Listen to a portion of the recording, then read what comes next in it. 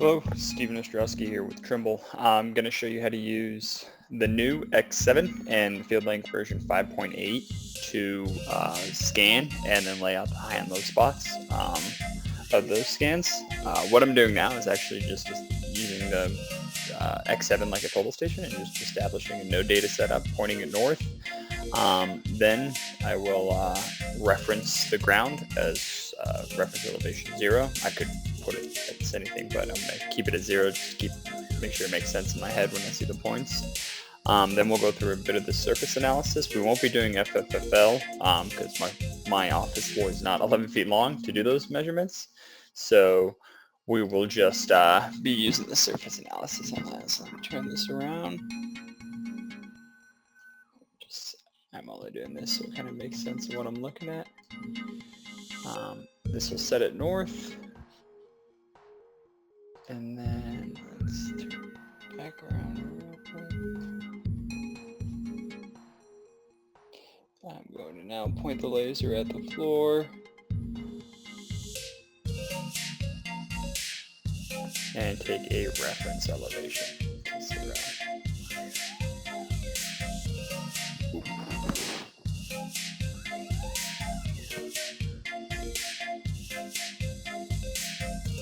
Looks like I gotta read it.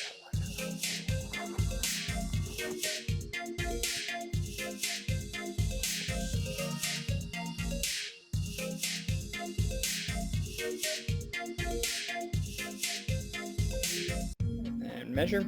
And so what this is going to do is just take a discrete point from where I hit it on the ground and reference it at 0.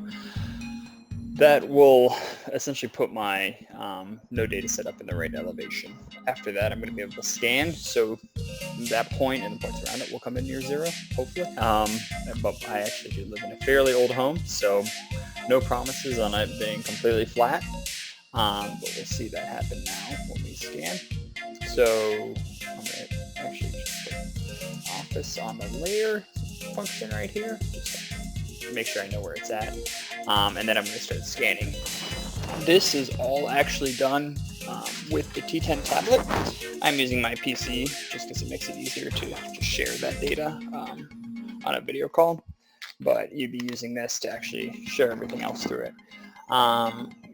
What it's doing now is actually what allows it to be used as such a good floor analysis tool. It's going to self-level itself for 3 seconds. Most scanners, even our higher-end scanners, level themselves to a couple minutes, and you actually have to use a tri-brack. If you don't calibrate a tri-brack, you get error from there as well. So this is huge for allowing us to do that surface analysis. The next thing it does is self-calibration, meaning that the data it collects up to its max range of 260 feet or 80 meters. We'll have a range accuracy of 2 millimeters per second on all 500,000 points a second it captures. I'm doing a fast scan, so in about 24 seconds I'll get 12 million points, or a point every quarter inch at 16 feet. My room here is probably not even 16 feet long. We can measure it to check though, but more than enough data to do that floor analysis feature. Now this is a small scale example, just something I wanted to show how to do it live. I will pop open some data and show you the real scale of this. The scanner will capture data for a long time. You can then move the scanner along, so whatever it doesn't see, or if there's something out of range, we would just scan closer to that and capture more data. So right now it's scanning. Once it's through 100%, you're going to see the data transfer back to the PC to be processed. Again, this is actually happening in the field on the tablet. After the data gets there, we're going to go through the surface analysis before we get to laying it out with the laser from the X7. So we'll wait for this to pop on up, and we'll move on.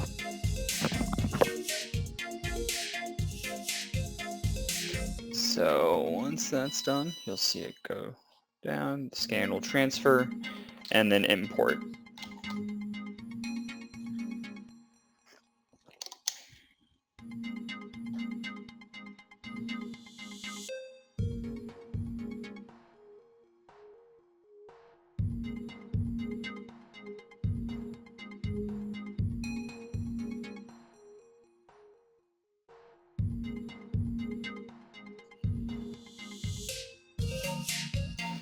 So once this data is in here, you'll actually see it will be essentially aligned with the no data setup. So you can actually see here's the dot where the laser is pointing, or was pointing. I got fairly close to north, but I can then come in here and do a floor analysis because I covered more than enough of the area here. I'm going to extract the floor first. And so what this is going to do is kind of give me a little section box that I can download. It'll actually go through, do a floor analysis. So it'll actually only, you can see we're pretty much staring at the roof and the windows on the side there. It'll get rid of that and just bring in the floor, and then bring in all the points for the floor. So we're doing this indoor surface analysis, but here you can see it'll extract that out and bring in much more data. Once that's done, my floor is there. If I had enough room, I could draw my FFFL lines here. Unfortunately, I don't think this will be 11 feet long, so I can't actually do an FFFL line. But what I can do is do our surface analysis here and create a grid. We'll do it every 3 inches. 3 inches. Oop, sorry. 3 inches, 0 elevation, and we'll do a 1/2 inch because my floor is fairly uneven. Once I generate this, it's going to create a grid of points every 3 inches and find the associated scan point near it, elevation to assign to that. I can then, after this, create a report showing me the total volume, cut and fill, compared to that. But right here you can see within a 1/2 inch, actually everything is fairly close.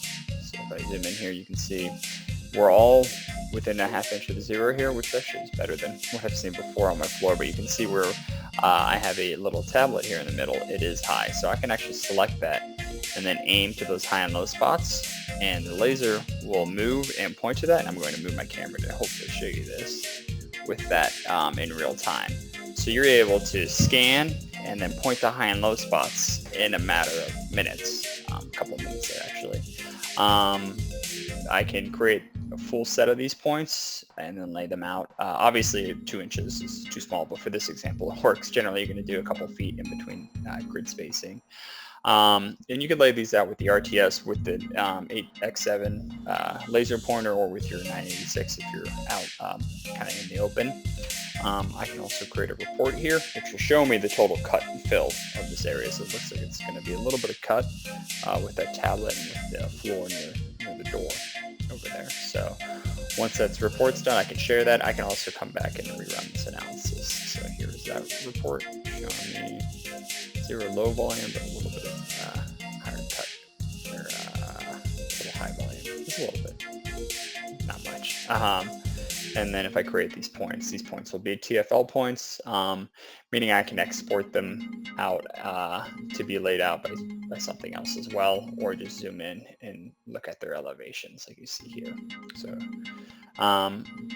the accuracy of the instrument will allow you to do this to, super flat floors, 1/16 of an inch, 1/8 of an inch accuracy to do this layout and do it real time. I'm going to open up another job just to give you an example with real data. So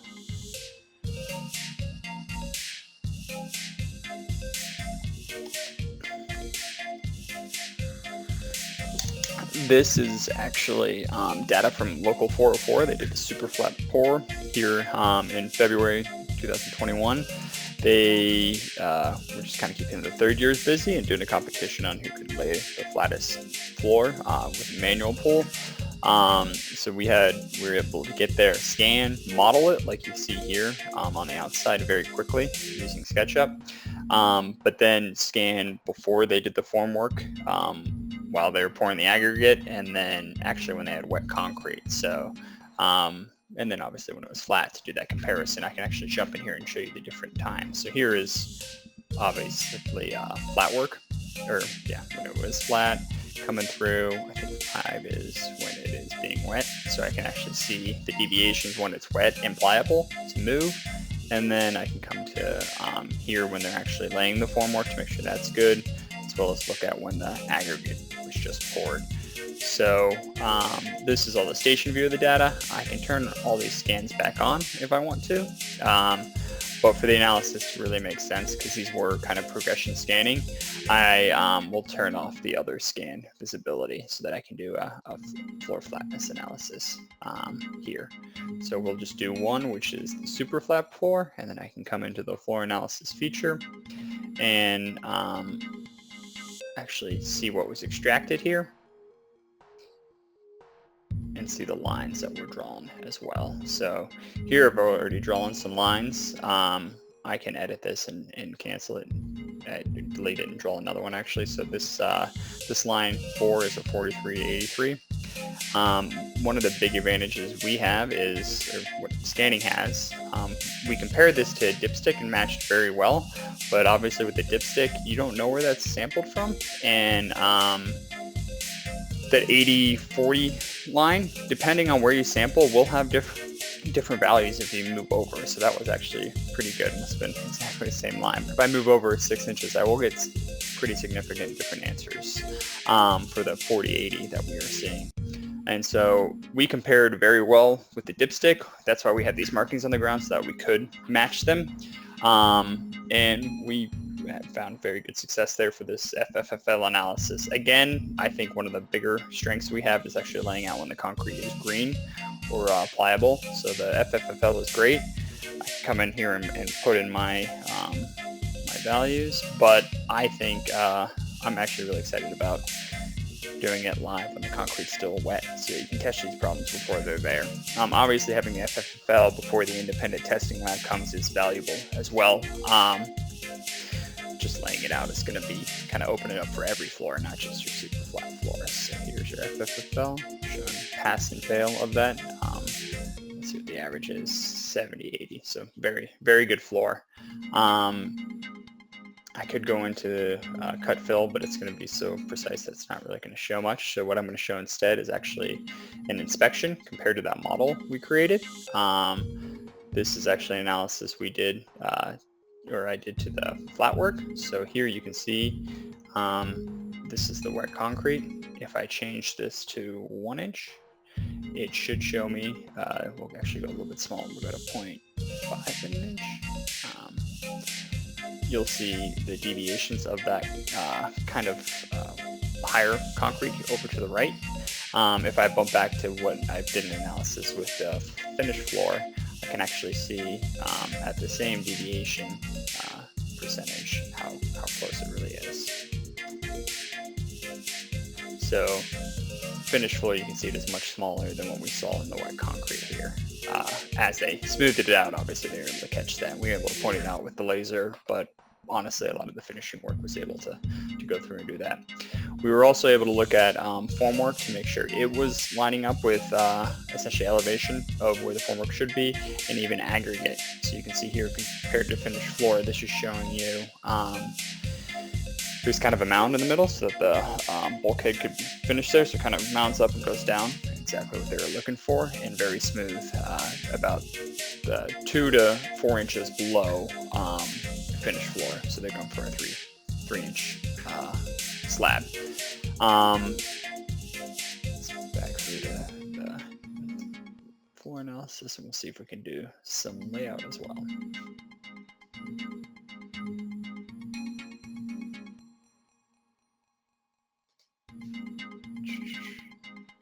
So you can see I already, I guess, referenced some at a 1/16 of an inch, and this would allow me to again lay these high and low spots out or transfer this data back to typically on a bigger floor what would be happening.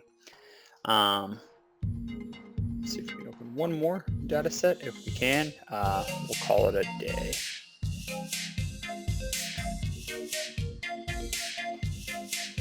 So this is a real life example during a live pour with a laser screed. Couple scans throughout here, but what we're going to focus on is just this second scan because I think it actually shows where the laser screed has come very well, as well as when they put the trowel on, and you can start to see it start to move and push that concrete. So we'll pop into the overtop view. This is just a station view with the images turned on of what it looks like.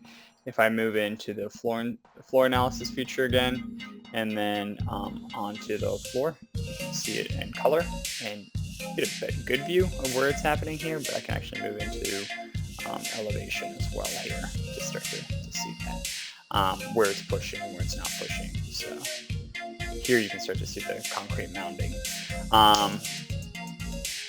And then I can actually do the same line creation. So yeah, we'll cover this and a couple more things with the inspection in my next meeting. But thanks a lot, and please reach out to myself or any of your Building Point associates for a demo on the new floor flatness analysis feature, how the laser pointer works, or how this communicates with our other instruments.